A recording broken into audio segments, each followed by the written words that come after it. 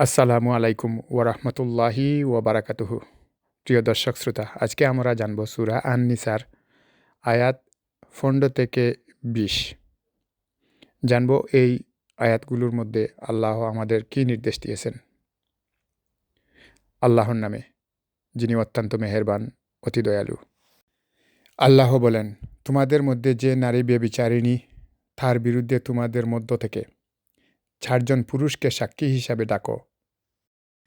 অতঃপর যদি তারা সাক্ষ্য প্রদান করে, তাহলে ব্যভিচারিণী নারী এবং পুরুষকে গৃহে আবদ্ধ রাখো যতক্ষণ না তাদের মৃত্যু হয়, অথবা আল্লাহর পক্ষ থেকে তাদের জন্য কোনো নিদর্শন না আসে। যারা ওই কুকর্মে লিপ্ত হয়েছে তাদেরকে শাস্তি প্রদান করো। আর যদি তারা তওবা করে, তাহলে তাদেরকে শাস্তি প্রদান থেকে বিরত থাকো।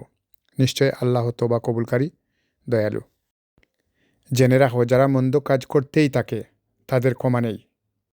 ক্ষমা নেই তাদের জন্যও যারা মৃত্যু হাজির হলে তওবা করে। আর ক্ষমা নেই তাদের জন্য যারা কুফরি অবস্থায় মৃত্যুবরণ করে। হে মুমিনগণ, তোমরা বলপূর্বক নারীদেরকে গ্রহণ করো না, ইহা হালাল নয়। আর তাদেরকে আটক রেখো না। আর তোমাদের দেওয়া জিনিস তোমরা ফেরত নিও না যতক্ষণ না তারা পাপ কাজে লিপ্ত হয়।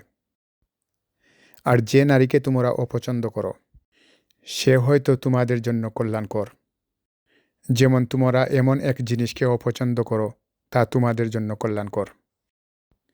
আর তোমরা যদি তোমাদের কোনো স্ত্রীকে পরিবর্তন করতে চাও, তাহলে তোমরা তাকে যে ধন সম্পদ প্রদান করেছ তা তোমরা কিছুতেই ফেরত গ্রহণ করো না।